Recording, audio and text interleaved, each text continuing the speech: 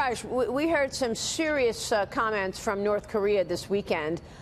We know that the North Korean leader said they may not need to do missile testing after all. Now, South Korea is halting the propaganda broadcast that it blares across the border at North Korea ahead of this first summit between the two nations in a decade. North Korea said that it would halt nuclear and missile tests and scrap its nuclear test site.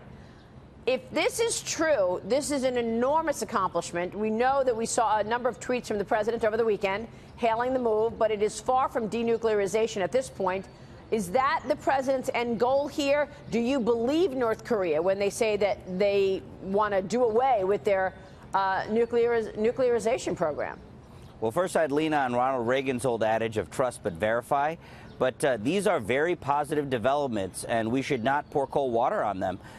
North Korea has talked about now halting both nuclear and ICBM tests and taking apart one of its missile sites. So we think that that's a very encouraging development. In addition to that, the president, while viewing these steps as encouraging and positive, stands by our policy of pressure, maximum pressure, until we can ensure the complete, verifiable, and irreversible denuclearization of the Korean Peninsula. That is our end goal here. But these are certainly very positive steps, and we should hail them. Well, listen, if this is true, and if, in fact, we were to see this materialize, that is incredible that the president was able to engineer this.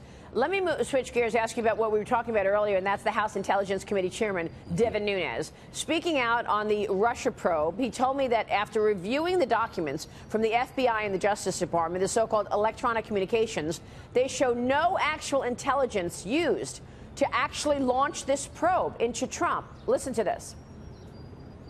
We've long wanted to know, well, what intelligence did you have that actually led to this investigation? So what we found now, after the investigators have reviewed it, is that, in fact, there was no intelligence. How does that happen, Raj? And, frankly, I don't know. This entire investigation, the president has referred to it as a hoax, as a witch hunt.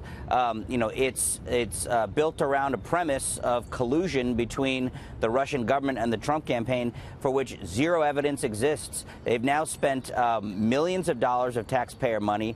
They've interviewed dozens of witnesses. They've reviewed over 1 million pages of documents, and they've found zero shreds of evidence to substantiate any of this conspiracy theory, frankly. I think that Chairman Nunes is doing solid work to expose some of this, but, the White House has been cooperating with this investigation. We want to put it behind us. There is no evidence that's going to emerge of collusion because none existed. So is this going to be one of the priorities of Rudy Giuliani? Yeah, I think Rudy Giuliani, we're very excited to have him join the president's legal team. Obviously, I want to make the distinction. This is his personal legal team and not the White House legal team. But nonetheless, he's an experienced individual. He was number 3 in the Justice Department. He can handle, himself, obviously, in these legal proceedings and represent the president very well. But we think that given the fact that there's been so much time and money and energy spent on trying to prove Russian collusion, and there's simply no evidence for it, that, maybe Rudy Giuliani can, figure out a way to move this investigation toward its end. All right, we will be watching that. Raj, thanks very much for joining us this morning. Thanks so much for having me. Raj Shah at the White House.